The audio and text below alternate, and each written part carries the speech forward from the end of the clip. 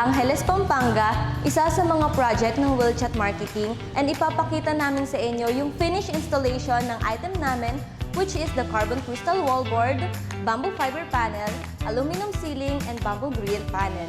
And ipapakita namin sa inyo yung pinagkaiba niya compare sa mga brand X. So makakasama natin si Foreman Joseph, dito ka. Si Foreman Joseph, and tutulungan niya tayo ipaliwanag kung ano nga ba yung quality ng mga item natin. So, start tayo dito sa carbon crystal wallboard po. So, ano nga ba yung mga quality nito compare sa mga brand X na nabibili sa online? Yung quality nito, unang-una, fireproof, waterproof, anti-moisture. Ito, pag halimbawa yung pader natin, problema natin lagi tumatagos yung tubig, ito na yung sagot natin, board. Kasi ito, panghabang buhay na to. Matagal to bago masira kasi carbon crystal board siya. Carbon siya. Tapos yung pag nilagyan natin ng mga ilaw, mas maganda siyang tingnan kaysa ibang mga maninipis na ano kasi mayroon tayo mga aluminum profile na panlagay. So, balita ko, madali lang siyang i-install. So, paano nga ba ito i-install? Ay ito, madali lang i-install to. For example, sa laki na to, pag naka-layout na, siguro estimate ko mga 1 week o pinakamahaba na 10 days tapos na to. Kaysa mga dating gawa natin na pintura, mga gypsum board o ano man yan, malayong-malayo siya dito. Parang ano na to, pang ano na, high-end na talaga siya ng materialis.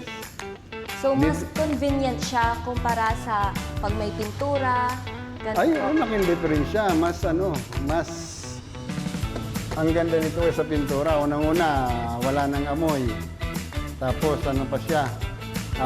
Carbon pa siya.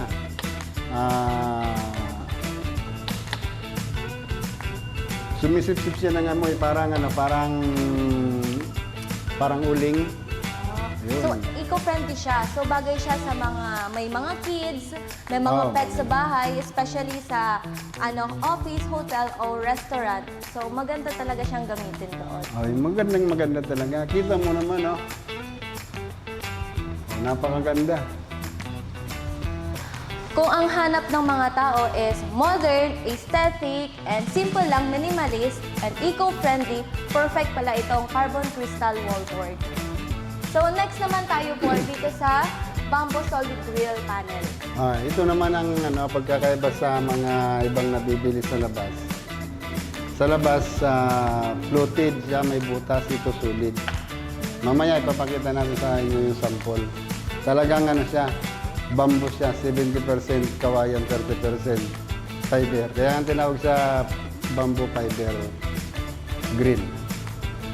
Okay, mas matibay ito sa mga fluted panel, yung mga PVC. Mas matibay po siya kasi solid yan. Dahil gawa Saka, ito sa... mas maganda siya, hindi siya basta-basta kukupas kasi yung kulay niya hanggang sa loob. Okay. So guys, available din tayo nito sa different sizes. So, meron tayong 2.8, 2.9. So, kung ano yung mga gusto nyo, yung mga style ng bahay nyo, kompleto kami sa mga designs na ito. So, next po tayo is sa bamboo fiber panel. Ito naman yung Sa bamboo. ceiling natin. Ito naman bamboo panel natin. Pwede natin gamitin sa ceiling, pwede sa wall. Kaya maganda siya. At saka pwede natin kombinasyon sa honeycomb ceiling, aluminum honeycomb ceiling. Maganda siyang tingnan. So, gano'n naman yan katibay po? Ayan, ibang-iba sa ibang brand yan. Kasi yan, yung bamboo panel natin, fiberglass. 70% fiberglass. At saka makapal siya. Hindi kagaya yung mga nabibili na iba na pag ikinabit, na aaninag yung metal paring sa taas. Okay. How about yung sa aluminum ceiling natin po? Ayan, number 1, pinakamatibay. Kasi aluminum na yan, unang-una. Hindi masusunog, hindi na anayin. Saka kahit matuluan, mabasa man siya, hindi na masisira. Panghabang buhay na yan. So, perfect pala itong aluminum ceiling natin. And then yung bamboo fiber panel natin when it comes sa ceiling. Ang kagandahan pa ng aluminum ceiling natin kasi yung ilaw niya talagang nakasalpak sa taas. Wala ka nang makitang mga naka-usli-usli. Talagang siya. Lahat Parang siya ito, no, Cor, built-in. yung mga downlight natin. Ayun ito yung natin, ilaw na extension ilaw. Okay. So, ang ganda niya talaga, Napakalinis. no? Malinis, madaling i-install, minimalist tignan. Sa mga designer natin, yung mga may bahay dyan, cafe, restaurant, if you want this kind of ceiling, guys, perfect ito para sa inyo.